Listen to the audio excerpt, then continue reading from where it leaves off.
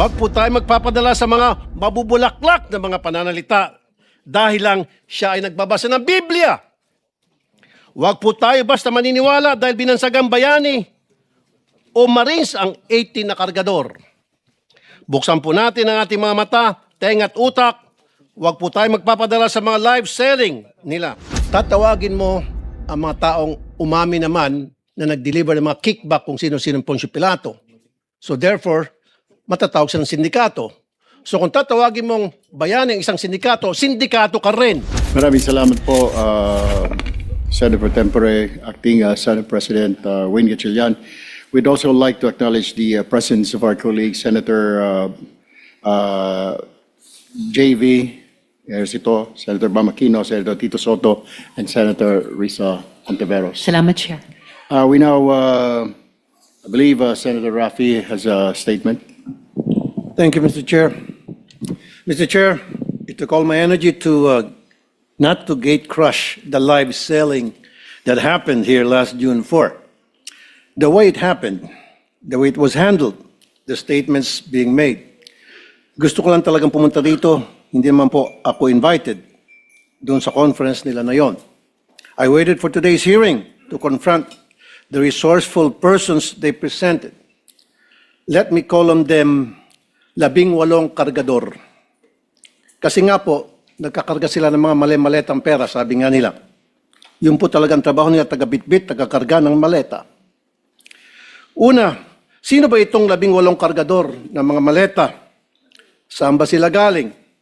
We cannot simply bring in people sa Blue Ribbon Committee na nag-aakusa na mabibigat na paratang nang hindi man lang nalalaman kung karapat-dapat ba sila paniwalaan. Kasi simulang-simula pa lamang po na tinawag silang 18 Marines, may paglilinlang na agad. Yung bansag na 18 Marines sa isang paraan upang pabanguhin sila sa publiko. Matik po kasi yan. Pag sinabing Marines, iba po ang respeto ng mga tao. Pero hindi naman po silang lahat ay dating Marines. At mahigit kalahati sa kanila ay discharged without honors or dishonorably discharged from service for various offenses. Ibig sabihin, palpak sila. Tulad ng pagiging AWOL o absent without leave. Why is this information very important? Because for people to believe their allegations, it must come from a credible and reliable source. And so, the people using them portray them as heroes. God damn.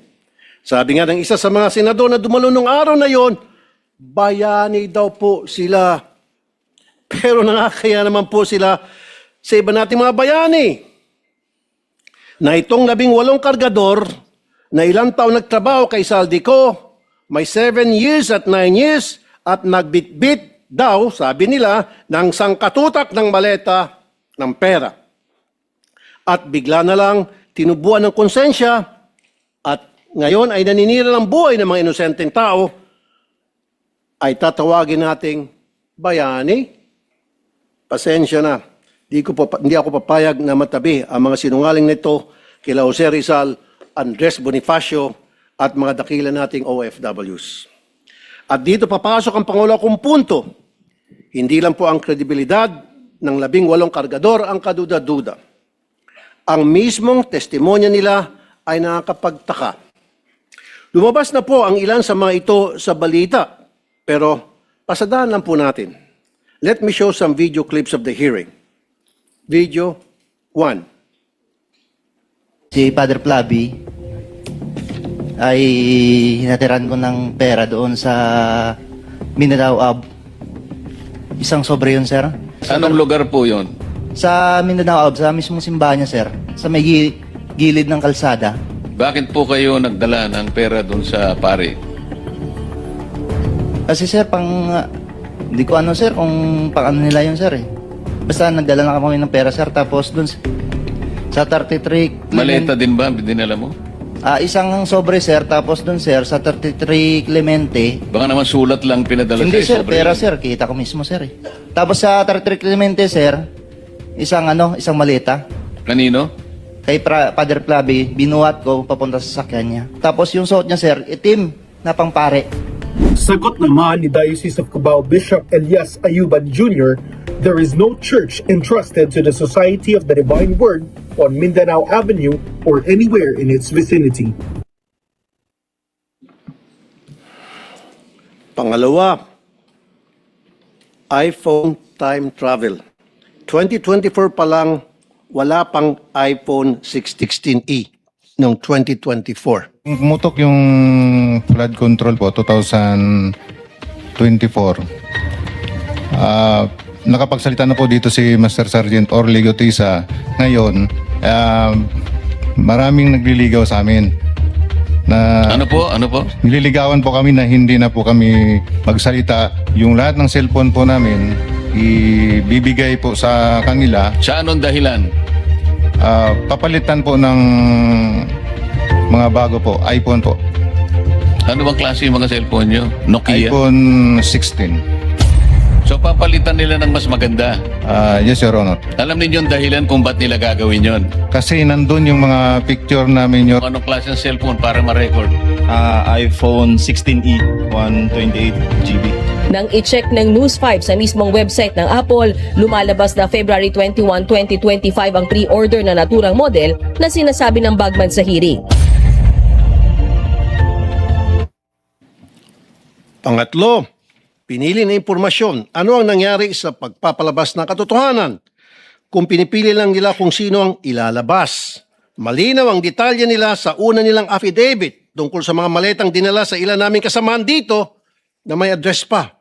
Pero bakit parang mirakulo na naglaho ang naratibo tungkol dito? Sa original affidavit nung mga dating sundalo, nandun din si Senator Loren daw at saka yung magkapatid na Villars. Ngayon ko lang nakita yung affidavit. I have not read, etc.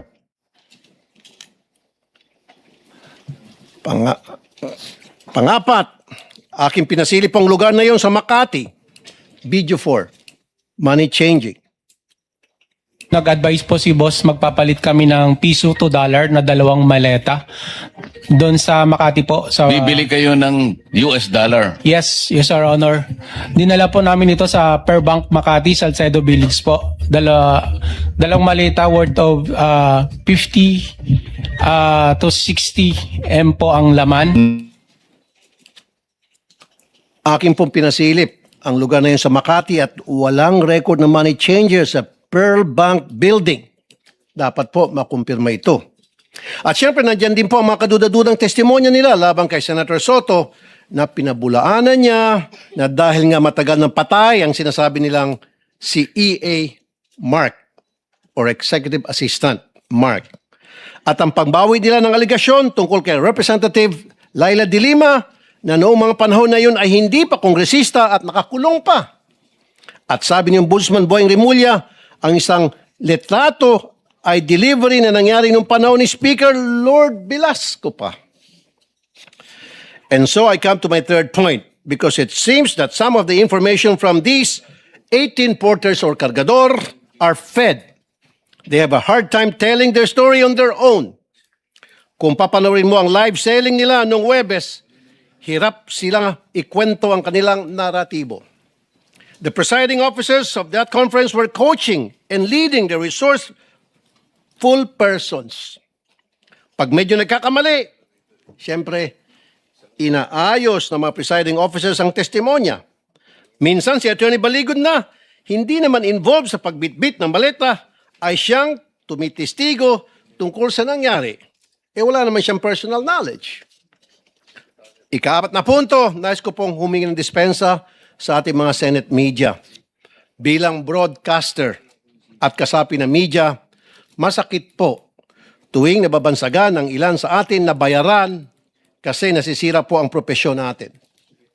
Pero itong pagsisigawan na bayaran ng karamihan sa atin, dito sa lugar na tinawag nyo ng tahanan at buong puso nyong pinoprotektahan sa pamamagitan ng makatotohanan ng pagpapahayag, ay tatawagin kayong bayaran.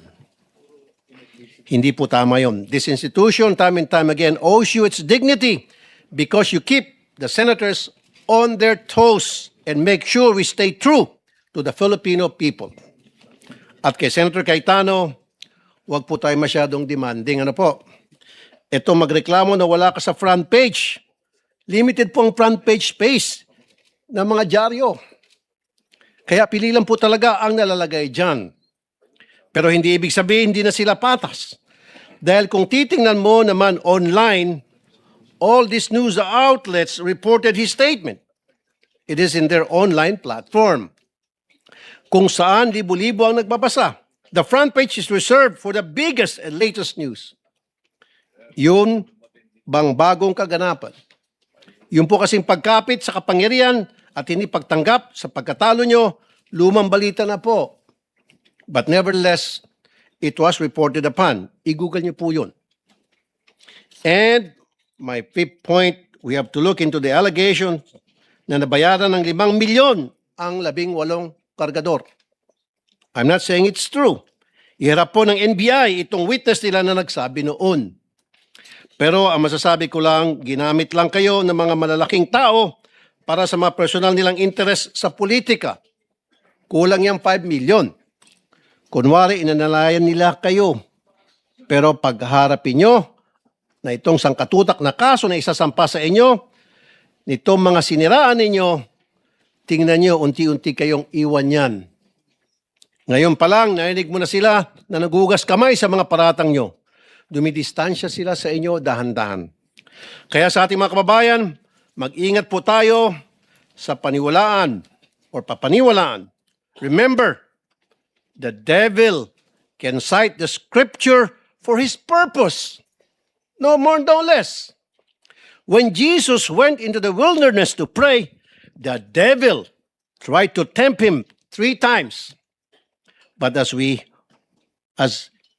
he was failing to tempt Jesus, and as he was getting desperate, what did the devil do? He quoted the scriptures from the book of Psalms. Huwag po tayo magpapadala sa mga mabubulaklak na mga pananalita dahil lang siya ay nagbabasa ng Biblia. Huwag po tayo basta maniniwala dahil binansagang bayani o Marines ang 18 na kargador. Buksan po natin ang ating mga mata, tenga at utak. Huwag po tayo magpapadala sa mga live selling nila. Tingnan niyo po kung sino ang nagbebenta. Kasi kung may history yan ng pagbubudol at di tayo maingat, tayo na pong susunod na biktima nila. And before I end, I would like to remind my colleagues here in the Senate to please be very careful in calling out some people as bayani, putting them on a pedestal dahil hindi naman talaga totoo. Because that will be a reflection of you. Tatawagin mo ang mga taong umami naman na nag-deliver ng mga kickback kung sino-sino pong si Pilato. So therefore, matatawag siya ng sindikato. So kung tatawagin mong bayani ang isang sindikato, sindikato ka rin.